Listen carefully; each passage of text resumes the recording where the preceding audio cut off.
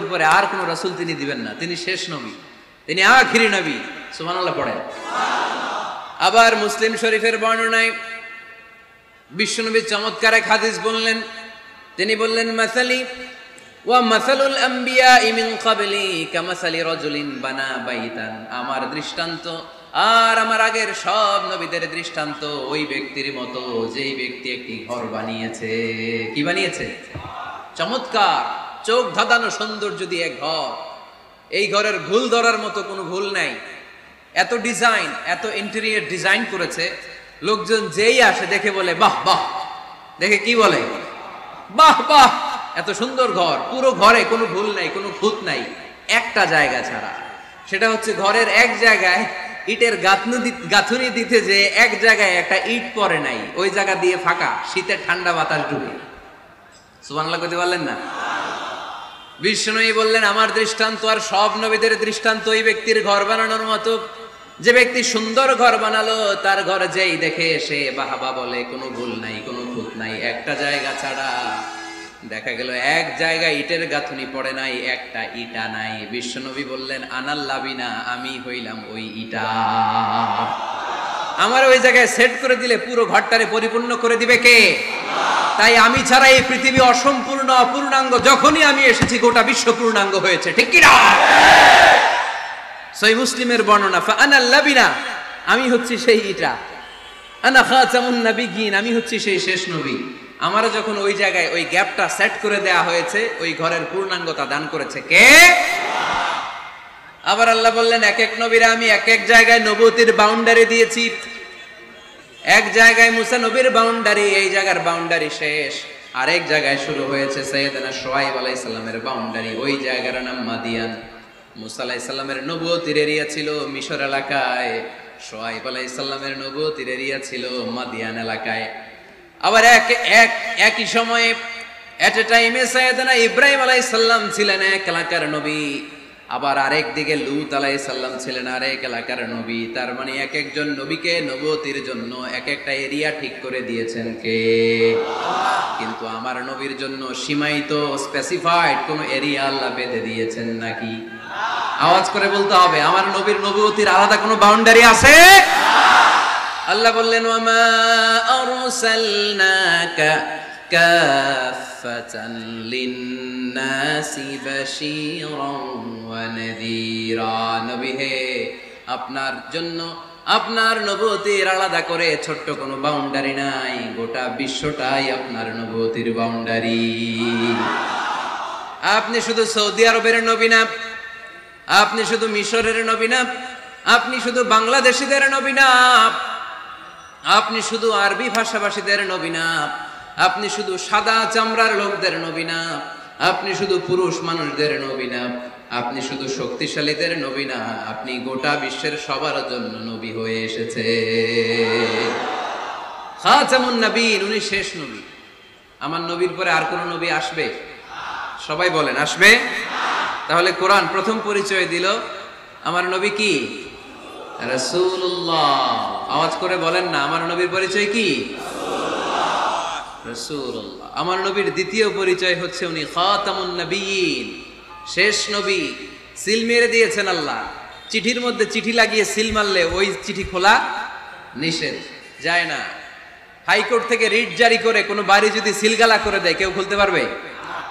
নবুয়তির যে ধারাবাহিকতা, পুরো নবুয়তিকে যদি আমরা একটা মুক্তার মালা চিন্তা করি, তাহলে সর্বশেষ যে মালাটা দিয়ে আল্লাহ তাআলা মুক্তাটা গেঁথেছেন, ওই মালার নাম মুহাম্মদ সাল্লাল্লাহু, শেষ নবী। তাহলে প্রথম পরিচয় রাসূলুল্লাহ, দ্বিতীয় পরিচয় শেষ রাসূল। কোরআন আমার বিশ্বনবীর তৃতীয় যে পরিচয় দিচ্ছে, সেটা হচ্ছে তিনি যদিও রাসূলুল্লাহ, যদিও শেষ রাসূল, তবে তিনি মানুষ ছিলেন। তিনি কি ছিলেন? নাকি জিন ছিলেন? নাকি ফেরেশতা? আমার নবী কি ছিলেন? আওয়াজ করে বলতে হবে।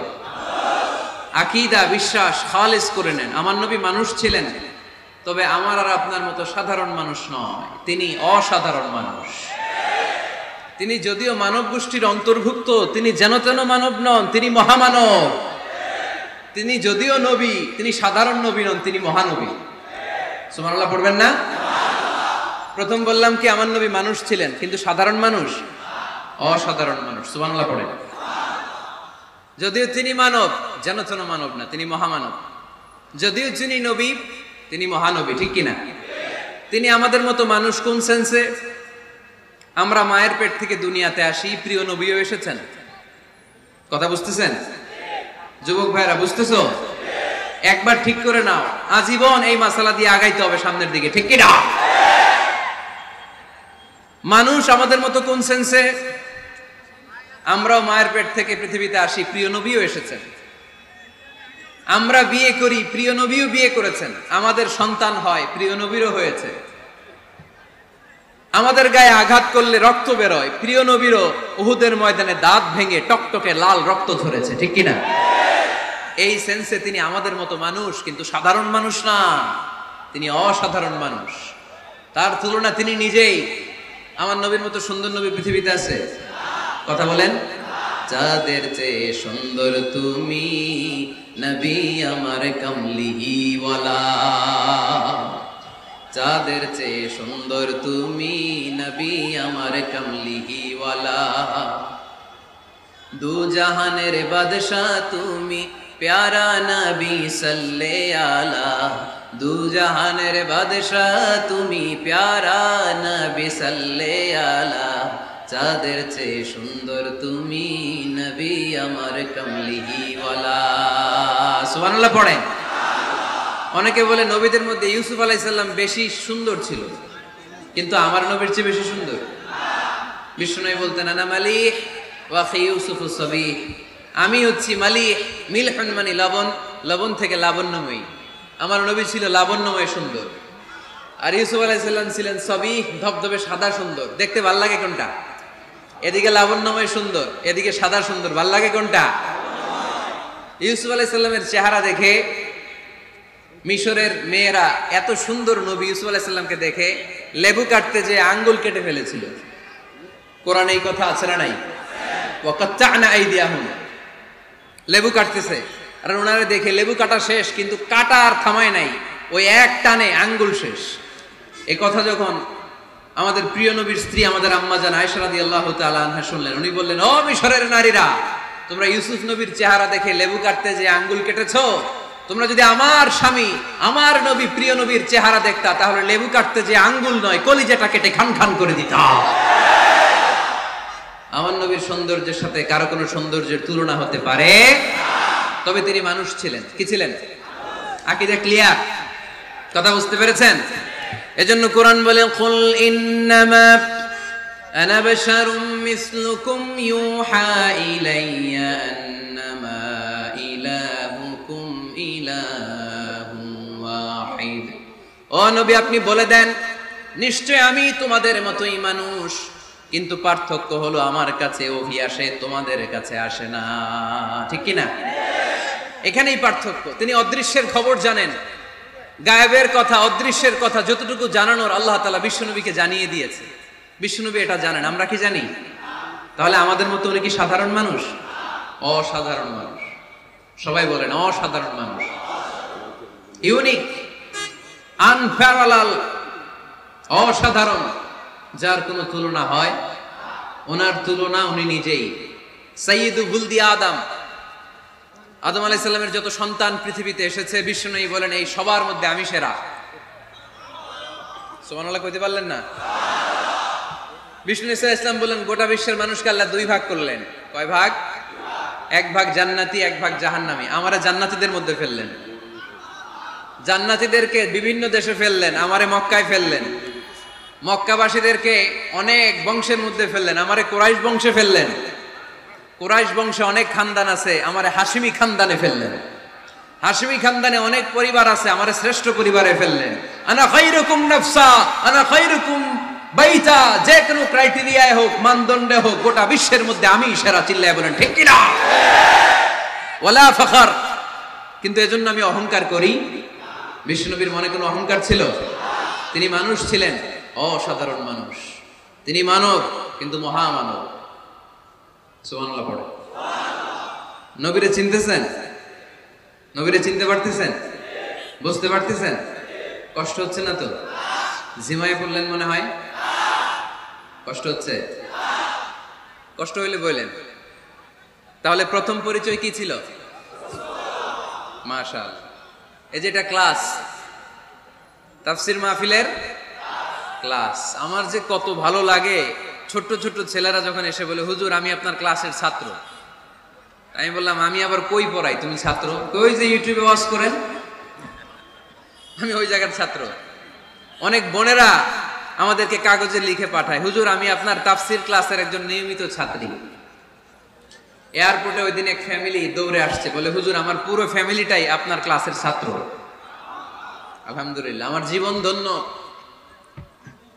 আমার জীবন ধন্য যে আমার কথাগুলোকে লোকজন ক্লাসের মতো মনে করে। এইটাই করা দরকার। বুঝলেন কিনা জিজ্ঞেস করব, উত্তর করবেন। যা বললাম আবার আপনারা শোনাবেন। এক পক্ষের কথা হইলে ঝামেলা আছে না নাই? আমি শুধু বলেই গেলাম, আপনারা শুনলেন, ঝিমানি আসবে, ঘুম আসবে, শয়তানের গুতা আসবে, ঠিক কিনা? কিন্তু যদি জিজ্ঞেস করি, আওয়াজ করে যদি উত্তর দেন, শয়তানের ওয়াসওয়াসা ঢুকতে পারবে? আর এখানে তো সব ইয়াং, শয়তান আসবে কোত্থেকে? ওদের এক একটা তাকবীর দিলে বঙ্গোপসাগরে যে ইবলিস যেয়ে পড়বে। তাহলে আমার নবীর প্রথম পরিচয় তিনি রাসূলুল্লাহ, ঠিক কিনা? তিনি রাসূল ছিলেন। দ্বিতীয় পরিচয় শেষ নবী। 3 নাম্বার পরিচয় তিনি মানুষ ছিলেন। কি ছিলেন? অসাধারণ মানুষ। 4 নাম্বার পরিচয়, আমার নবী কখনো মন গড়া কিছু বলতেন না। খেয়াল করে শুনবেন, আমার নবী মন গড়া কিছু বলতেন না। ওনারে সব শিখাই দিত কে? আল্লাহ। ওনার শিক্ষক কে? আল্লাহ। পৃথিবীর কোন মানুষের কাছে উনি পড়ছেন? ওনার লেখাপড়া করা লাগে? আরে লেখাপড়া করা লাগে তো আমাদের লেখা লাগে, আমাদের পড়া লাগে। নবীর লেখা লাগে না, নবীর পড়া লাগে না। কারণ নবী আমাদের মতো সাধারণ না, তিনি অসাধারণ মানুষ। চিল্লায় বলো ঠিক কিনা? কোন শিক্ষকের কাছে উনি যান নাই, কোন উস্তাদের পদপ্রান্তে যে বসেন নাই উস্তাদ বলে, কারণ ওনার উস্তাদ একজন। চিল্লায় বলেন তিনি কে? তিনি মন গড়া কিছু বলেন না। He was guided by revelation, by ওয়াহি। তিনি ওহী দ্বারা পথ প্রদর্শিত হয়ে কথা বলেন। না জানলে চুপ থাকেন। আমাদের একটা বদ অভ্যাস, না জানলেও আমরা বলি, আছে না নাই? আমি জানি না, এইটা বলতে এত লজ্জা লাগে আমাদের, এত লজ্জা লাগে, এত লজ্জা লাগে। এখন থেকে এইটা প্র্যাকটিস করবেন, বলবেন যে আমি জানি না। আসলেই তো আমি জানি না। আমি কি জানি? জানে তো একজন, তিনি কে? আমি জানি, আমার চেয়ে বড় কেউ নাই, এটা বললেই খবর আছে।